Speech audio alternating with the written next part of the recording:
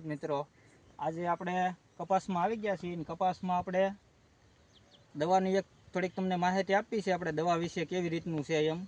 દવામાં આપણે છાંટી છે કપાસમાં, અને કપાસમાં રિઝલ્ટ પણ 1 નંબર આવ્યું છે.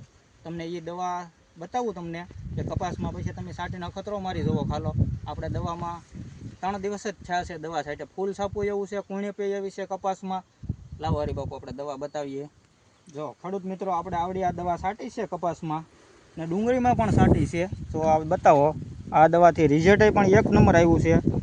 કપાસમાં ફૂલ સાપું, કુણ્યા, જે મસરી બસરી હતી એ પણ સાફ થઈ ગયું છે હાવ.